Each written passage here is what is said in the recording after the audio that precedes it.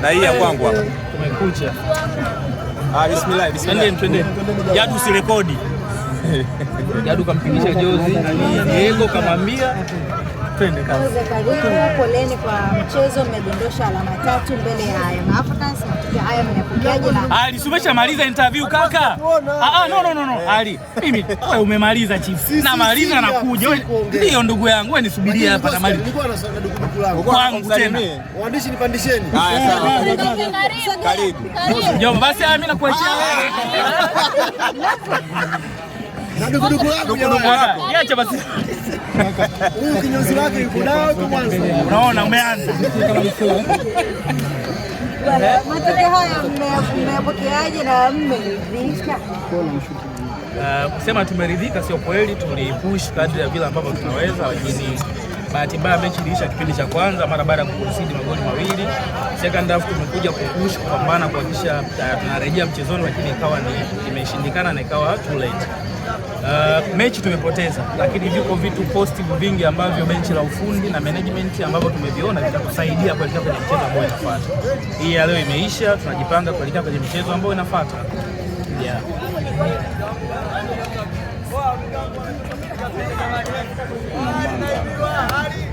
Ugumu kwenye mchezo wa leo ni sisi wenyewe kwa sababu kama ambavyo wanasema hasa kipindi cha pili, nafasi ambazo tumezipata kwa aina ya timu kama hiyo, ukipata nafasi kama hizo unatakiwa uwe makini zaidi. Kwa hiyo players wetu hasa ambao wanacheza kwenye eneo la attacking, nafasi ambazo zilipatikana hawakuweza kuzitumia. Ziko nafasi ambazo zilikuwa nafasi kamili na zilikuwa nafasi ambazo ni nusu. Against timu kama hii, nafasi hizo zote tunatakiwa uzitumie. Kwa hiyo hatukuzitumia. Scoreboard imesoma 2-0, lakini kama nilivyosema kwamba yes, mechi tumepoteza, lakini kulikuwa kuna vitu vingi ambavyo tumeviona positive ambavyo vitatusaidia kuelekea kwenye mchezo ambao inafuata. Leo tumemintroduce goalkeeper ambaye mmemwona ni kijana kutoka under 20. Leo ni mechi yake ya kwanza na unaweza kuwa na performance ambayo ameonyesha. Kwa hiyo kulikuwa kuna vitu vingi positive ambavyo technical staff wakienda kukaa watavifanyia kazi kuelekea kwenye mchezo ambao unafuata. Kipindi cha pili nadhani mmekiona tulichokifanya, performance, kila kitu mmeona. Ni bahati tu hata kipindi cha pili, lakini pengine ile scoreboard ambayo ilikuwa nasoma 2-2 tungeweza kuibadilisha. Hatuna haja ya kumpongeza, alikuwa anafanya majukumu yake ya kawaida. Kitu cha upekee tu ni kwamba ni kijana mdogo, ameaminiwa na mwalimu na ni mechi yake ya kwanza ya ligi kuu Tanzania bara. Aina pia ya timu ambayo amedaka leo, utulivu ambao alikuwa nao golini, namna ambavyo alikuwa anaongea na wachezaji, japo ni masini wote ni kaka zake wote ambao wamecheza. Kwa hiyo sisi tunaanza kumtunza kwa uzuri na tumeshaanza kuona watu kidogo mara baada ya mchezo wale wameanza kumnyemelea. Kwa hiyo tunafahamu tunaendelea kumlinda, ataendelea kuwepo pale golini kuhakikisha usalama wa milingoti mitatu unaendelea kuwepo akishirikiana na kaka zake Dennis, lakini pia Eric Jora.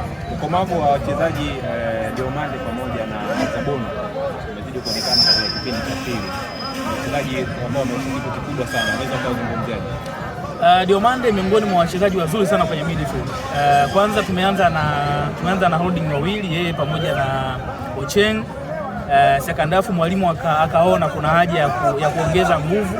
Faida ambayo Diomande anatupa sisi kwenye timu yetu, pamoja na kupiga pasi, ila ni driver mzuri. Kwa hiyo viungo wengi hawapendi kiungo mwenzao ambaye anakimbia hasa akiwa na mpira. Kwa hiyo aliwasumbua sana kwenye hilo eneo. Zabona hatuna haja yote ya kuzungumza chochote kuhusiana na Zabona. He is untouchable, ni mchezaji mzuri, dribbler mzuri, ana skills miguuni, ana touch nzuri.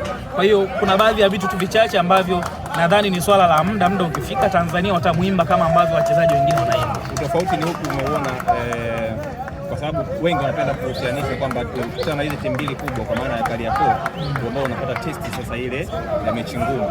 Ile mechi ambayo mcheza nyumbani na mechi ambayo mmecheza hii leo. Tofauti umeona ni utofauti ni intensity ya mchezo. Utofauti ni huo, intensity ya mchezo iko tofauti. Hao wale walikuwa wanakimbia sana, kwa hiyo ili uweze kuwa match lazima uwe fit kwenye utimamu wa mwili, hicho ndio cha kwanza.